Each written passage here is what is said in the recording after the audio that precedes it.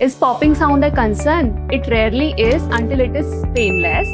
Now first understand what popping is. It is just the accumulation of the bubbles in the joint which bursts in the joint and causes a sound like pop. So it is really a concern if it is painful, it is swelling and it gets locked. So then you have to see the doctor for further evaluation.